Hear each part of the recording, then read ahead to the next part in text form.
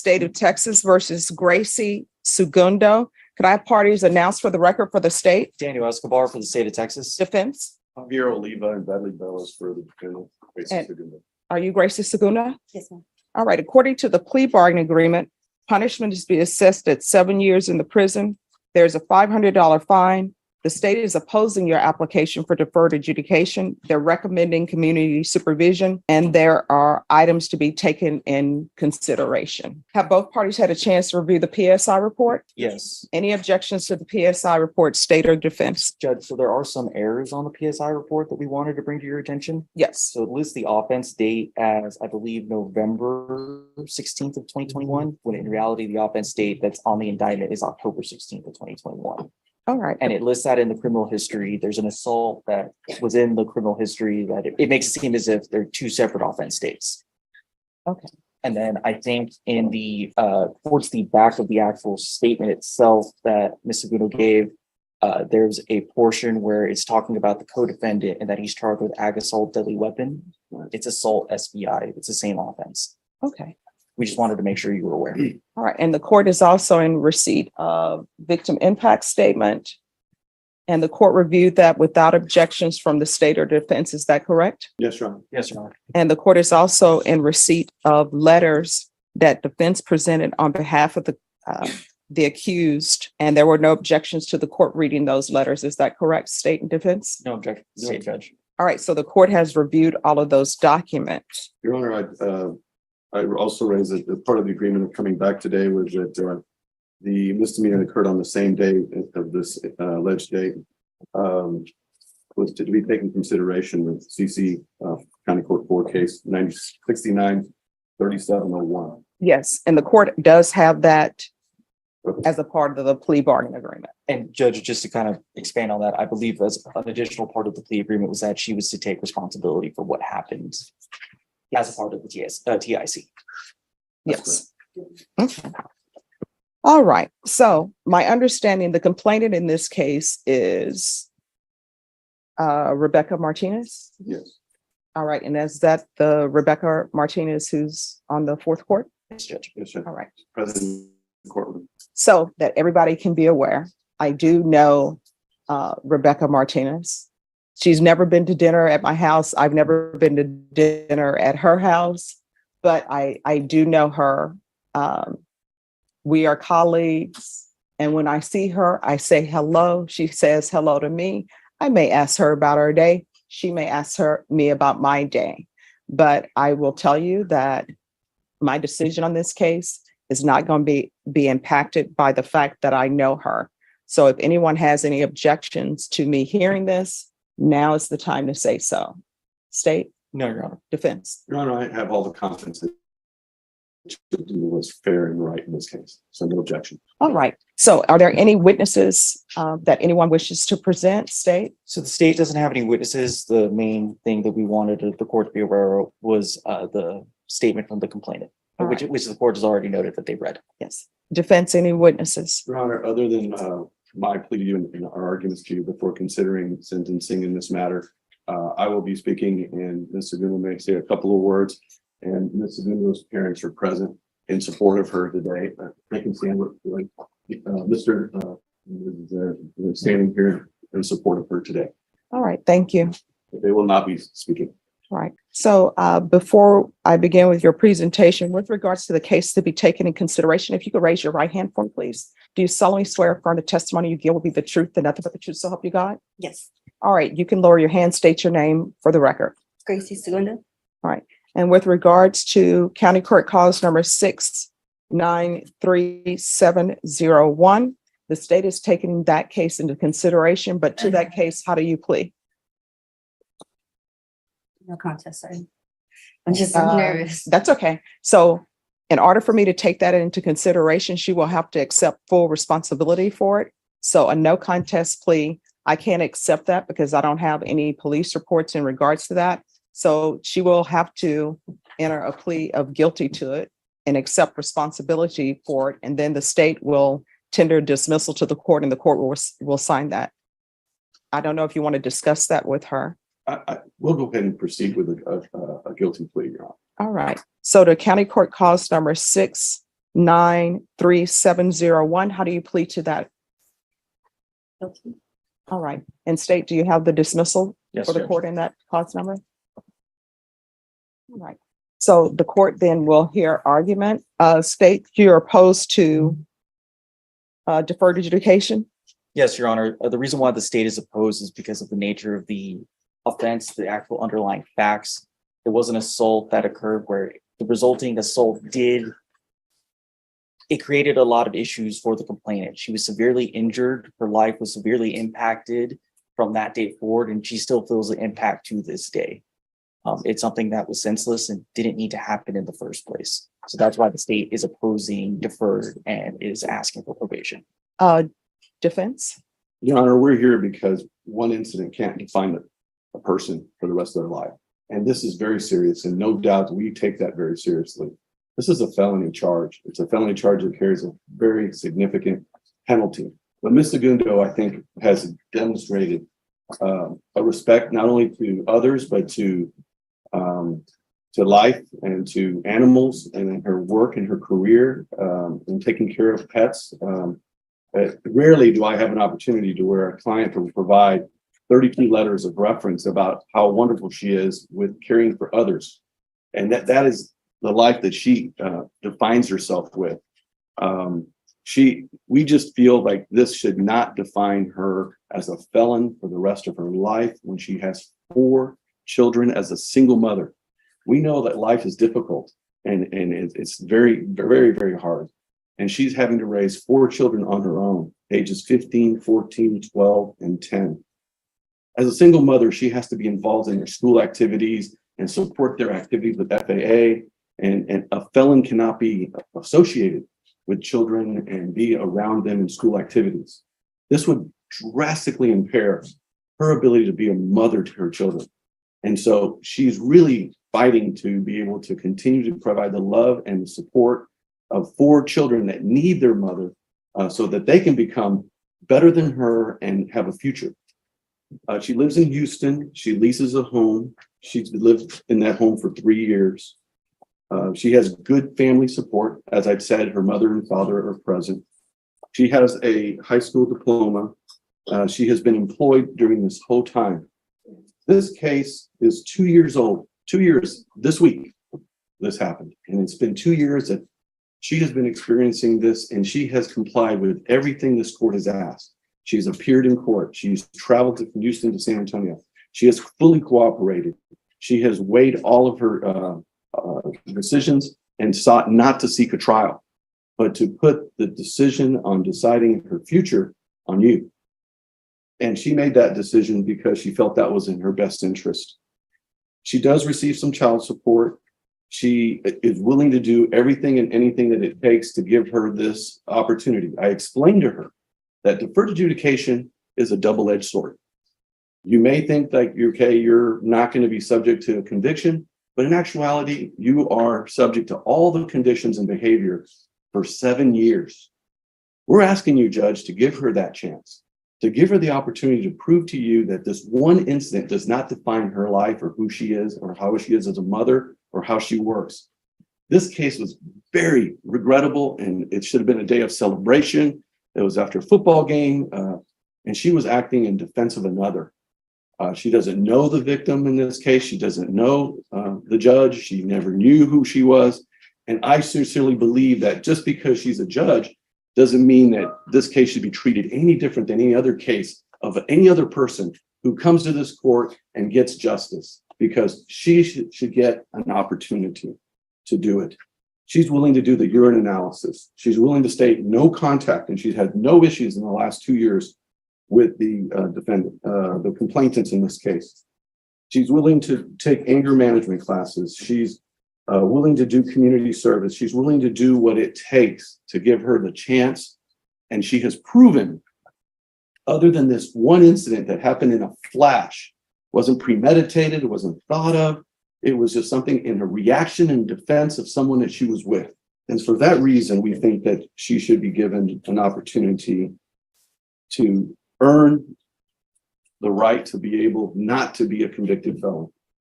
The amount of restitution in this case, I think we've agreed to, that was presented before the court, was $2,416.29. We fully agreed to repay that. We will work hard every day to pay that back. But in this working community and in Houston and San Antonio, mothers every day have challenges. And we regret that this happened. And I know that she sincerely has nothing personal against Ms. Martinez or her husband. She wants to do what's right, but she also wants a chance, Judge. And I'm asking you with all the fiber of my body to give her that chance. And I will make sure and work with her that she will comply with every condition so she will never be back here before you regarding any violation or any condition of this case. You want to say something? Nervous. All right. Well, just so you know, in this court, I see everybody as a human being. I don't see them as their titles. So for me, defendants are not defendants. They're human beings who are accused of a crime. The fact that Rebecca Martinez is a judge, that doesn't mean that I'm putting weight on the fact that she's a judge. If she were the president of the United States and she were here as a complainant, I wouldn't put weight on the fact that she's the president of the United States. I'm just dealing with the facts here. And my job is to look at everything objectively and not outside noise, not what people's occupations are. You understand? So I always reread everything and reread police reports and the PSI report, and I've read the letters. I do not understand how the fact that an elevator has a limited capacity, how we go from people saying the elevator is full, you cannot be in an elevator, to it's a brawl. So explain that to me. I mean, it just, I don't know, I couldn't tell you. I mean, there has to be some sort of thought process. For example, if there's an elevator, I think everybody knows there's a weight capacity on the elevator. Mhm. Me personally, when I see there are too many people on the elevator, I don't get on. But obviously what we are here now for is there's an elevator. According to everything that I've read, the elevator was at capacity. And there were already some people on there. I don't understand how an elevator is at capacity. People need to get off or more people can't come on, how that ends up in a fight.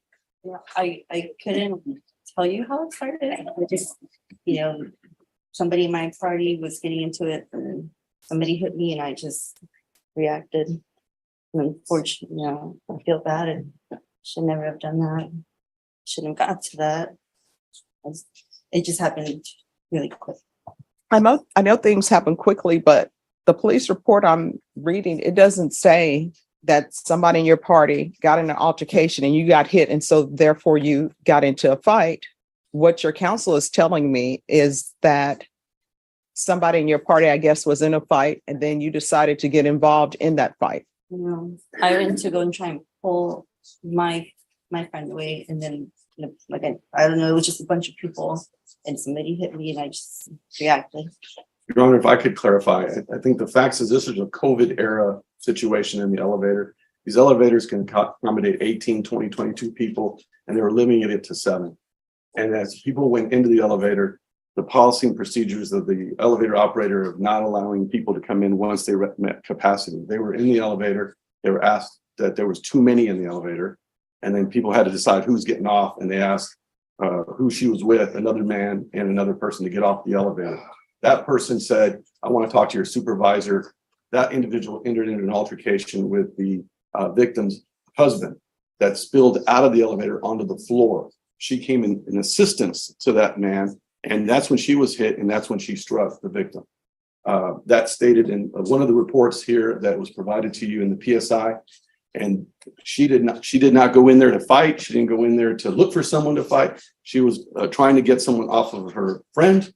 And in the process of that was struck, and she injured Ms. Martinez. And so it's regrettable, Judge. There's no doubt about that. And this incident happened in a matter of seconds. And that's why we're here 2 years later doing that. And in addition to that, Judge, there is a civil suit in this case where the parties in this case are seeking $1 million in damages. against my client. And so this case will not end today. It will continue in a civil matter with a lower burden of proof, where she will have to defend herself in a civil cause of action for money damages. And Judge, just to clarify from the state's end, I would disagree with the characterization of how the incident started. The party was already on the elevator. They were asked to not enter the elevator. They weren't kicked off the elevator. They were asked not to enter. They were in the elevator. And that's what started it. And I also have a copy of the lawsuit that was filed this week before the sentencing, where they're seeking $1 million damages in civil lawsuit right here. You want to see it, Judge? It's public record. I would object just because relevance. It's a lawsuit and filed in the city court. That's a copy from the courthouse. All right. Unless there are some facts that are listed in the It pleads the lawsuit. whole case, Your Honor. Exactly what you're talking about is pled in the civil suit. I mean, if that document has facts that somebody has, well, alleged facts that somebody has presented, that's a different rendition from what's in here, then the court will, It does not, Judge. all right. So, Just to let you know, there is a civil suit. all right, then the objection will be sustained. All right. Anything else from either side? No, Your Honor. No. All right. I've read your letters that were presented, and it appears that, other than this one incident, you're a great person, but sometimes sentencing, well, not sometimes, always sentencing has to do with punishment, rehabilitation, and basically whether or not someone should go to prison or not go to prison. These are all things I have to think about. You understand? And so I have to weigh certain things. And the things that I'm weighing are the fact that there were people in the elevator and you were asked not to get on the elevator. Is that correct or is that not correct? You were on the elevator. The elevator's doors open. They entered into the elevator and they were asked, there were too many in the elevator, and the elevator operator asked people to voluntarily get off. All right. So there were already people on the elevator. Then you got on the elevator and you were asked to get out. Let's just walked in at once. All And right. then And then you were asked to leave. they said, we need people to get on. All right. So why didn't you just get off the elevator? That's what I don't understand. Sure. You didn't decide that. Yeah. She didn't decide that. It was a person that she was with, Your Honor, who is a defendant in the case that's in another court. So my question is though, if there are too many people on the elevator, and let's say you get on the elevator, it's a group of you, the elevator is already filled. I'm assuming, and correct me if I'm wrong, people were on the elevator, they had not met their 7-person capacity. And then you and your group come on, and because of the number in your group, they've exceeded their 7-person capacity. And then they're saying, you all need to get off the elevator and wait. Why not just get off the elevator? That's what I don't understand. Even if you're with somebody in your party who says, I'm not getting off the elevator, why didn't you just get off and I'll wait for the next elevator? I'll take the stairs. I don't understand. We had already gotten off 2-4, so we said like we've been waiting, but we didn't want to be the ones to get out. And was alcohol involved or people just don't want to take the It was after a stairs? football game, Judge. Estate, does anybody want to, I know the complainants are here. Do they want to No. say anything to the court? No. Okay. Oh, Your Honor, may I have one moment? Yes. Your Honor, I'm going to call case question. Okay. Your Honor, he's not a victim in this case. Why would he come to? I mean, we'll see what he has to say. I don't know if he's a relevant witness or not, but if he were present at the scene. I would think that the person involved is the one who's in this case is the one that would need to address it. He's had his day in court. He has spoken before the court. I don't see why he needs to speak in this case at sentencing. All right. You can call your witness. State calls David Martinez. All right. Your Honor. You're welcome. If you can raise your right hand for me, please. Do you solemnly swear or affirm the testimony you give will be the truth and nothing but the truth, so help you God? I do. All right. You can lower your hand if you'll state your name for the record. David Martinez. All right. State. Mr. Martinez, from your memory, what occurred on that day? On that day, we were in line to get into the elevator. The capacity of the elevator, of course, as I mentioned, was 18. But because of the COVID era, there was an elevator attendant there. She said only 8 could be allowed in. We were 3 couples and 2 children, which were a total of 8. As we walked in, we were already in the elevator. They decide to come in behind us. The elevator attendant told them they need to step out. It's full. They had been intoxicated. Her friend. Objection, speculation. Overrule. No, there were. No. Yeah. Here's the thing. Where you cannot address the attorneys. Once an objection is, no problem. Once the objection is raised, just stop speaking. I'll make a ruling on the objection. And then I'll let you know if you can continue or not, if you have a question about that. That objection will be overruled. He came in, stood at the door, prevented the door from closing, began to. Objection, Your Honor. I just asked for clarification from the ones. I don't know who he is. Which he are you speaking about, sir? Her partner, there was two gentlemen, which was the initial one that started arguing with us. And her partner that she was mentioning that walked in and they were not, we were already in the elevator already when they decided to block the door from closing. Can't recall the individual's name, but it was a younger gentleman that was with her. He proceeded to argue with the elevator attendant about, letting them in or not, that it was BS, that they cannot be let in because there was a lot of room. And she told him they had to leave. He continued to argue with her and he said that he wanted to talk to her supervisor. And she says, if that's the case, she shut off the elevator. And that's when words were back and forth. They continued berating us. She was cussing like a sailor, as well as the other ones. We kept quiet and they started again arguing with us. We stayed in there. The kids were already getting terrified with what was going on. They started crying and they continued with their vulgar language. And I just told them one time, that's it, F you. The gentleman that was with him got upset. He literally from the outside ran into the elevator, knocked us all over and, assaulted all of us in there. I grabbed him and I pushed him out. It was not the individual that she says was in there. It was the other individual that was with him that probably hosted them to the game. And he and I went outside. And after that, what? From there, sir, is that where everything happened? Correct. Pass the witness, Judge. Any questions?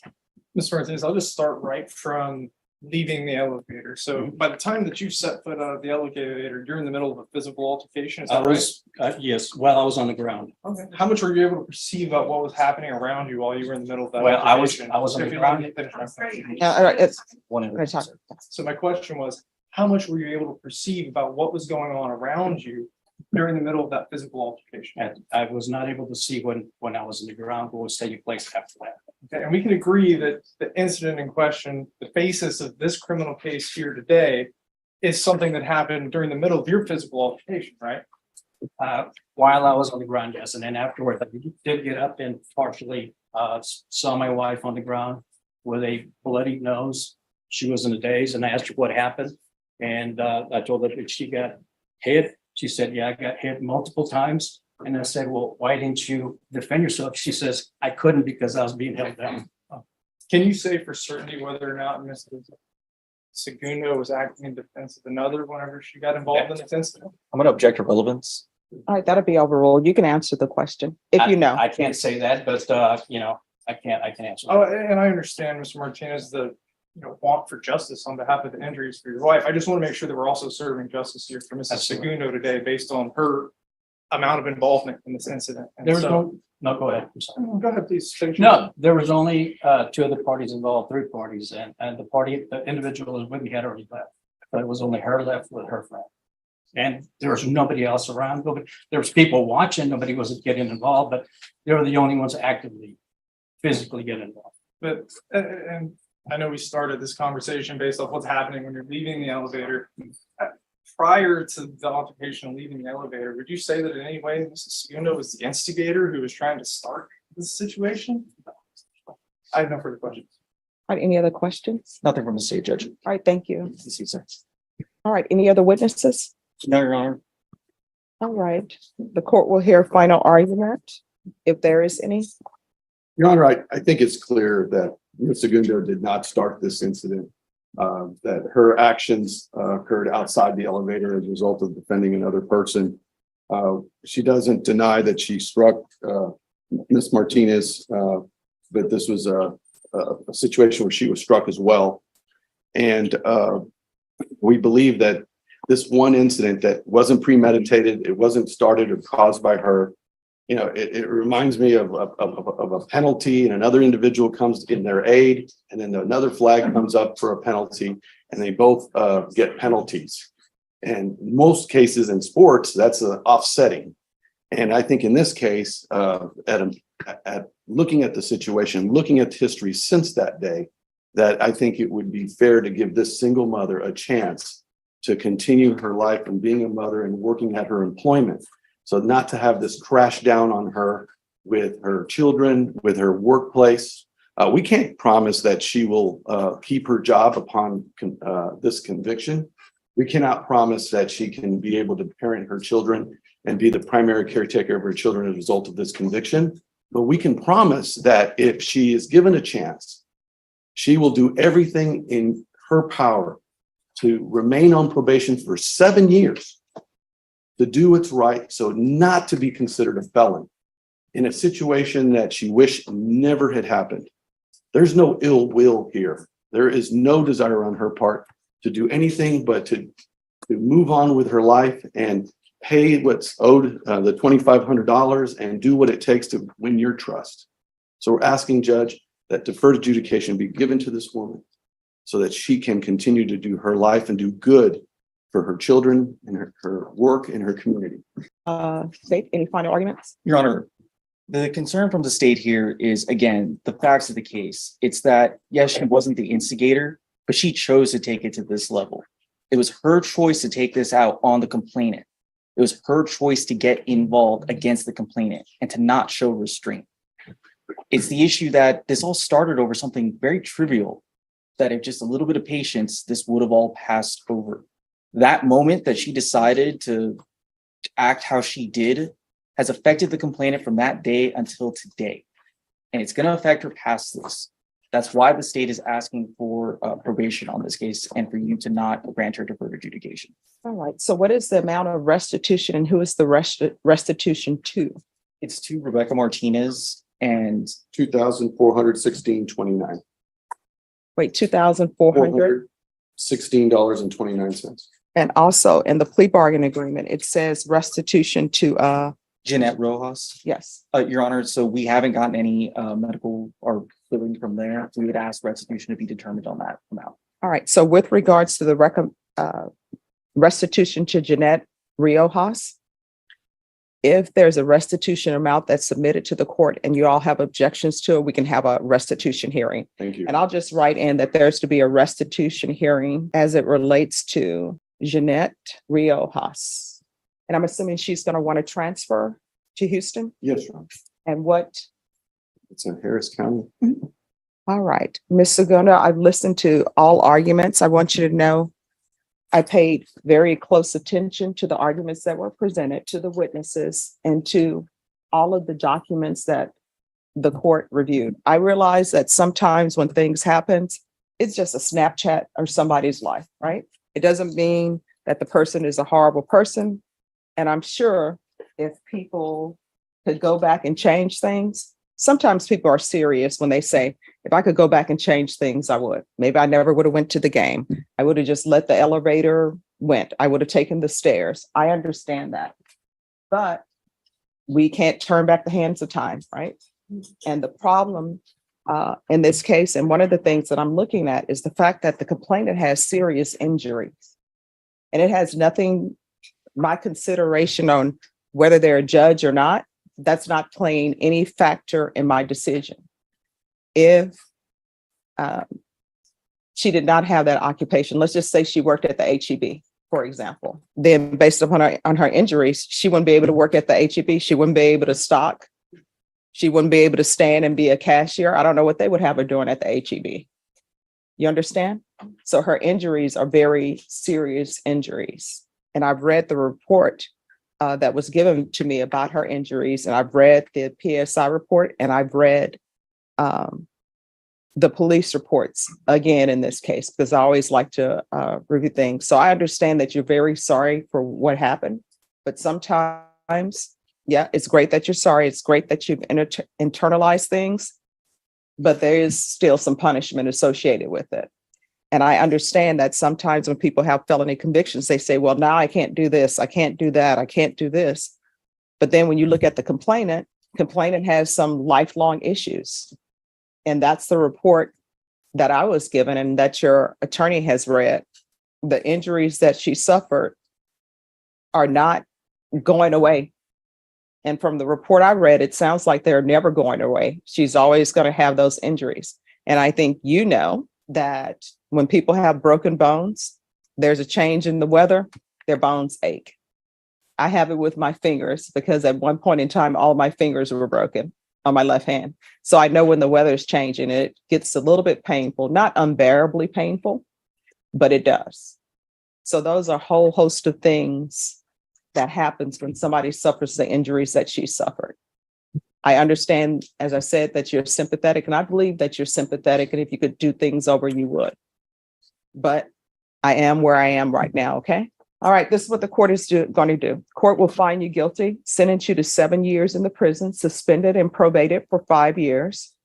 There's a $500 fine that will be probated. There's a transfer to Houston, Texas, Harris County. Taking consideration County Court Cause number 693701. There's to be restitution of $2,416.29 to Rebecca Martinez. There's to be no contact with Rebecca Martinez or Jeanette Riojas. Proof of employment within 45 days. There's to be no employment as a home health care provider with minors. 100 hours of community service restitution. That'll be waived once you complete parenting classes. There's to be regular reporting by Zoom or in person, regular UAs, and restitution hearing as it relates to Jeanette Riojas. I don't see this as an anger management situation. I see this as an aberration. I think she doesn't need anger management classes. So is there anyone going to object to me not giving her anger management classes? The state won't object, Judge. All right. Probation, is there anything else she needs? No, Your Honor. Is there anything else you need from the court to be successful? All right. I'm going to show you what's entitled Trial Court Certification of Defendant's Rights to Appeal. Did you review that with your attorney? Did you understand it? And did you sign it? Yeah. All right. Because this is a plea bargaining agreement, because I followed your plea bargaining agreement, and because you waive your right to appeal, you do not have the court's permission to appeal. Because this is a felony conviction, you're not allowed to own or possess any weapons or ammunition. If you have a question of what a weapon or ammunition is, you'll need to speak to an attorney. Do you understand? All right, we can go off the record. So what I've learned in my time on the planet, it's just best when somebody says, oh, you can't do that, and you want to argue about it, pick another day to argue about it. You understand? All right, good luck to you. Thank you.